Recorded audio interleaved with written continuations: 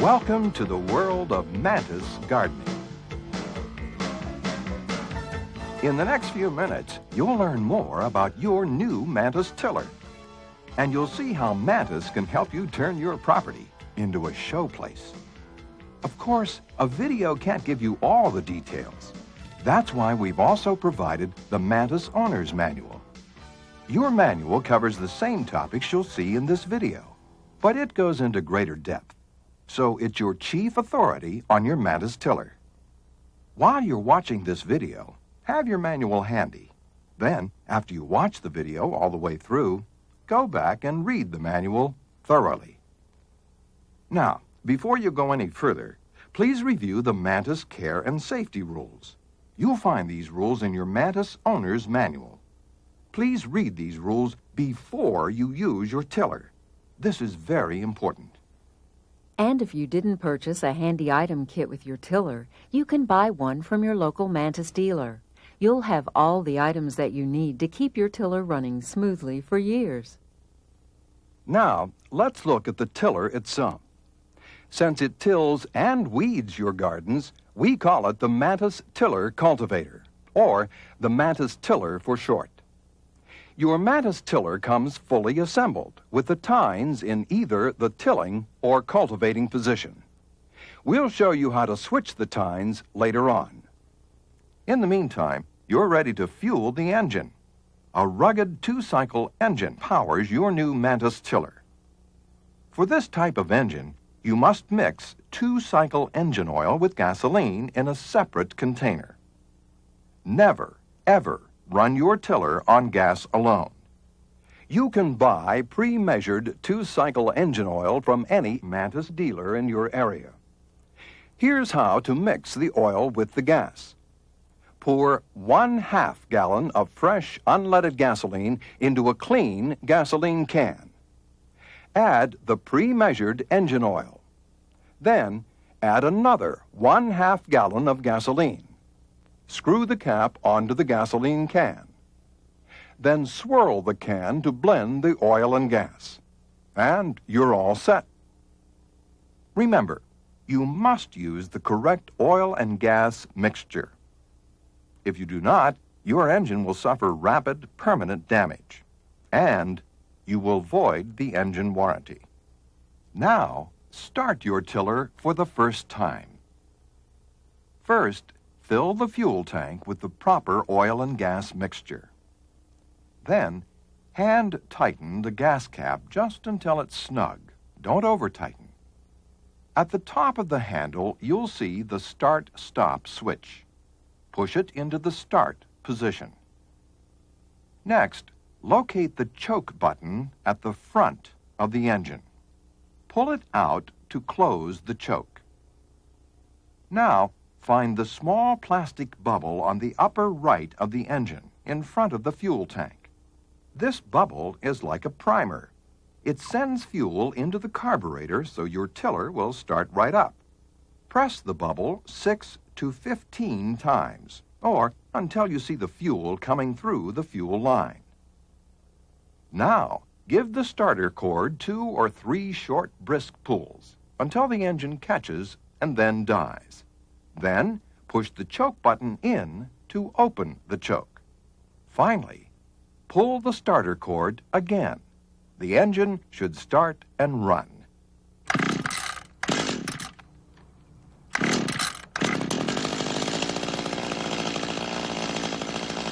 To stop your tiller, simply push the start-stop switch to stop. If that should ever fail to work, just pull out the choke button. Then, the engine will stop instantly. And here's a special safety feature. Even when the engine is running, the tines won't turn unless you squeeze the throttle lever on the handlebars. Whenever you start your Mantis tiller, let it warm up for a minute or two before you use it. Then, before you put your tiller away, let it idle for a minute to give the engine a chance to cool down. If you follow the normal starting procedure, you should have no problem starting your tiller. But just on the off chance that you do have problems, here's what to do. Say you've tried the normal starting procedure, yet your tiller won't start. First, make sure the start-stop switch is on start. If the switch was on stop when you pulled the cord, you may have flooded the engine. Here's how to check. First, examine the spark plug. Remove the cap over the spark plug. Then, use a 3/4-inch spark plug wrench to unscrew the spark plug. Is the end of the spark plug wet? If so, the engine may be flooded. Use a paper towel or a clean rag to dry the spark plug. Then, while the spark plug is still out of the engine, pull the starter cord several times. Next, replace the spark plug. Use the wrench to tighten it and replace the cap.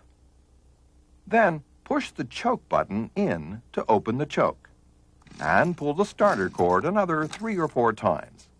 Now, pull the choke button out. And, once again, pull the starter cord 3 or 4 times until the engine starts and then stalls. Finally, open the choke and pull the cord a few times. The engine should start and run. That's how to start a flooded engine when your spark plug is wet. But what if your spark plug is dry? Check to see if the fuel line is blocked. This is the fuel line. It runs from the fuel tank to the carburetor. Remove it at the carburetor end. Just pull it out. Fuel should drip slowly from the line. If fuel does not drip from the line, check the line for any bends or pinches. Kinks in the line can restrict the flow of fuel to the engine. Just straighten out the line. Then, follow the normal starting procedure. What if you have the opposite problem? The fuel is dripping too freely from the fuel line. In that case, the line may be disconnected from the fuel filter. You'll find the filter inside the fuel tank. Just reattach the line to it. Now, replace your spark plug, prime the plastic bubble, pull the starter cord, and go. And remember, never use starting fluids. Starting fluids will cause permanent engine damage. Using them will void the engine warranty. Now, let's go to the garden. Did you know your Mantis tiller can walk? Just squeeze the throttle gently and let the tines tiptoe across your yard. Or if you prefer, do the following. Make sure the engine is off. Use one hand to grasp the carrying handle. Use the other hand to hold the handlebars. Then lift your tiller and carry it out to your garden. But never carry your tiller the way this gardener is doing. If you do, and the tines engage, you could suffer serious injury. Now you're ready to use your Mantis tiller. If you've seen other tillers, your Mantis tiller may surprise you. It tills best when you pull it backward. You see, when you pull your Mantis tiller backward, you give extra resistance to the tines, so they dig deeper and better. First, pull your tiller backward. Then, let it move forward a little bit. Then, pull it backward again. It's much like running a vacuum cleaner. Its unique curved tines spin up to 240 revolutions per minute. Of course, tilling is just the beginning. This work-saving wonder will weed your gardens all season long. First, make sure your tiller is shut off. Then, switch the tines to the cultivating position. Remove the tines from the axle. Place the right tine onto the left axle. Place the left tine onto the right axle. Note that the tine points now curve toward the back of the tiller. Reinsert the pins. Now, guide your Mantis tiller where you want to weed. Pull your tiller back slowly. Then let it move forward a bit in a gentle rocking motion. It will slice and shred the weeds and bury them as you go along. And since it gently works the soil's surface, it won't hurt your plant's fragile roots. Best of all, your Mantis tiller will weed anywhere, even in very tight places, without damaging delicate plants. All season long, your Mantis tiller makes weeding a pleasure. Here are some tips that will help you get years of trouble-free service from your tiller. First, check your air filter once a month. Loosen the wing nut on the side of the air cleaner cover. Then, take off the cover, making sure to clear the choke button. The air filter is the white felt pad on the inside of the air cleaner cover. If it's dirty or moist, remove it. Use a brush to remove debris from the pad. You may use a cleaning solvent, but don't use gasoline. If the air filter is so dirty that it won't come clean, you must replace it. Purchase a new one from your local dealer. Insert your clean filter inside the air cleaner cover. Fit the cover back over the air cleaner, clearing the choke button and making sure the air filter seals to the cover. That's all there is to it. Once a year, you should also check the grease level inside the worm gear housing. Remember, the worm gear housing begins at the base of the handles and runs down through the red hood. Unscrew the cover plate. Then, check to make sure the grease comes almost to the top of the housing. If it doesn't, squeeze in some lithium number 0 grease or the equivalent.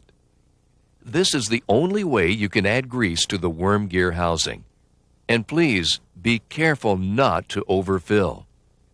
If the cover plate gasket has chips or cracks in it, you should replace it. Order a new gasket from your local dealer. After you've used your tiller for a few seasons, you may want to replace your fuel filter before any blockage occurs. Remember, the fuel filter is located inside the tank. Also, clean out any debris which may have accumulated in the fuel tank. The throttle cable must be adjusted correctly for your engine to accelerate and idle properly. Here's how to check it out. Note that there is a metal triangle at the end of the throttle cable. This is the throttle carburetor plate. The idle screw must touch this plate. But if the throttle cable is not adjusted properly, the plate will not touch the idle screw. Here's how to fix that. Loosen the top nut that holds the throttle cable in place. Use a 10mm wrench or an adjustable wrench.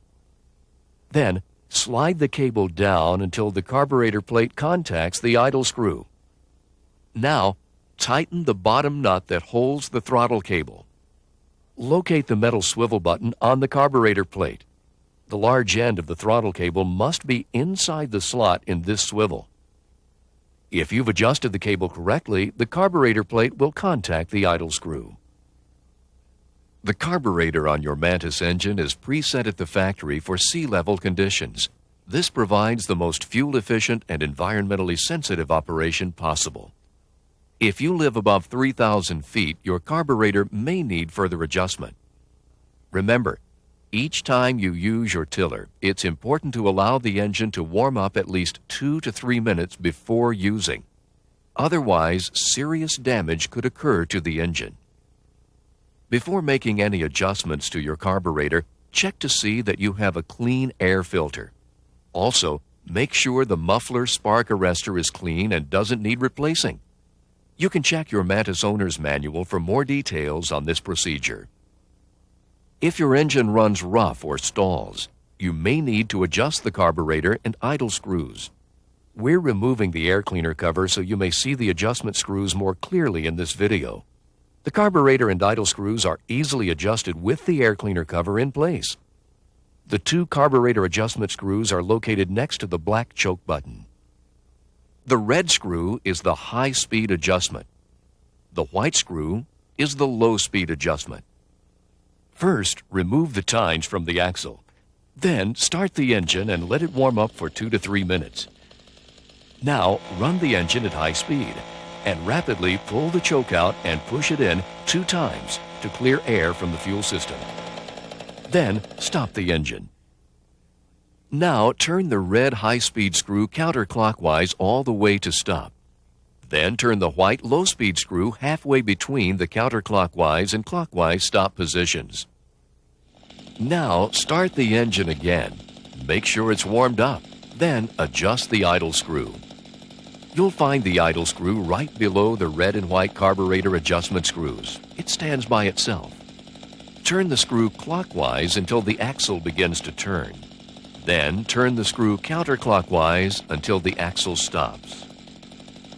With the engine still running, you'll finish the carburetor adjustment. Run the engine at full speed 2 or 3 seconds to clear out any excess fuel. Then return to idle. Now accelerate the engine to full throttle several times to check for a smooth transition from idle to high speed. If the engine hesitates, turn the white low-speed screw counterclockwise 1/8 of a turn. Then accelerate the engine. Repeat the adjustment until you get a smooth transition to high speed. At the end of the gardening season, follow a few easy steps before you put your tiller away. First, drain the fuel tank. Then start your engine and let it run until it stops. This will run it dry. Next, let the engine cool down completely. Then use a 3/4 inch spark plug wrench to remove the spark plug. Pour a teaspoon of 2-cycle engine oil into the cylinder hole. Pull the starter cord several times. This will coat the cylinder wall with oil. Now, put the spark plug back into the hole and store your tiller in an upright position in a clean, dry place. Next season, when you're ready to put your tiller back to work, take a few additional steps. Remove the spark plug. Pull the starter cord several times. This will clear oil from the combustion chamber. Now, wipe off any oil that's on the spark plug. Replace the plug.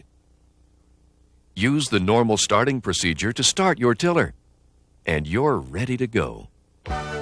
You've already seen how to use your tiller for tilling and weeding, but did you know you can do even more? Just slide on the affordable Mantis attachments and take care of a wide range of outdoor tasks. If you're a serious vegetable gardener, try the Mantis planter furrower. Just attach the planter furrower to your Mantis tiller and dig shallow furrows for planting beans and corn, or deeper furrows for planting potatoes, strawberries, and asparagus. Also use your planter furrower to plant flower bulbs, to hill corn or potatoes, to dig irrigation ditches, to build raised beds, and much more. This is the first time I've used the planter furrower attachment, so it's something new. But the way it opens up the ground, it sure beats hoeing it up with a hoe. And when it's time to landscape your property, try the Mantis Border Edger. This ingenious tool cuts clean edges along paths, walks, and hedges, and around shrubs, trees, and flower beds. Just remove your tilling cultivating tines, slide on the wheel and the edger. Insert retaining pins, and you're ready to roll. The border edger is great. It's so fast. I can trim real fast and real clean, and in no time I'm done and off to something else. Here's another way to manicure your property. Slide the Mantis crevice cleaner onto either axle of your tiller. Then put the crevice cleaner wheel on the other axle. Attach the hood extension. Now you're ready to clean unwanted growth from sidewalk joints, brick patios, and walkways, even driveways. The crevice cleaner has 34 tough steel bristles mounted on a sturdy steel wheel. So it cuts right through weeds, grass, and debris in all those hard-to-reach places. The crevice cleaner is a great tool for cleaning the grass from my walks and driveway. If you do a lot of edging, you'll appreciate the Mantis Wheel Kit. The wheel kit attaches easily to the worm gear housing and the lower handlebars. Of course, you can use it simply to wheel your Mantis tiller out to your garden. But you'll appreciate it most when you're using your border edger or your crevice cleaner. You see, it gives your tiller added stability without adding a lot of weight. And you can remove it in seconds when you're ready to go back to tilling. With the wheel attachment, it's even easier. You can just roll it right across your yard, right to where you want to go. And when you did use it with the edger, it even stabilized it more and made it even easier to handle. Want a better lawn while you're at it? Try the Mantis Lawn Dethatcher. It quickly removes harmful thatch so your lawn can breathe and thrive. Just take off your tilling cultivating tines and slide the dethatcher attachments onto the tine axles. Make sure you put the right-hand dethatcher onto the right axle and the left-hand one onto the left axle. The picks should point downward as they strike the lawn. Now, slip on the hood extenders. That's all there is to it. Make 1 or 2 passes per year over your entire lawn. You will eliminate thatch and develop a healthy green carpet. The dethatcher is easy to use. It's a great tool because it's so easy to take the tines, the tiller tines off the machine, pull a pin, slip the dethatcher unit together, put the pins back in, put the covers on, and crank it up, and you're ready to go. It's the easiest thing in the world. Want your lawn to thrive from the roots up? Try the Mantis Lawn Aerator. Each spring and fall, attach the aerator to your Mantis tiller. Its tempered steel blades cut tiny slits in the soil beneath your lawn. That way, water can seep through the soil's hard crust to reach thirsty roots. Air and nutrients can penetrate deeply. Your lawn will look greener, lusher than ever. The aerator I found works, very well. It's certainly easy to operate. Certainly aerification with these heavy clay soils is important. The tool obviously does that very well. Mantis will even trim your hedges. Just purchase our hedge trimmer attachment. Just pop the powerful Mantis engine right onto your trimmer. The trimmer will shear through branches up to 1 inch in diameter. It will prune and manicure your shrubs and small trees quickly and easily. I think it's lovely. It'll make my job so much easier. Let's face it, the Mantis attachments make a great machine even better. For more information or to order your Mantis accessories, contact your local authorized Mantis dealer. And if you didn't order a handy item kit with your tiller, you can still order one from your Mantis dealer. Mantis. We're changing the way Americans garden.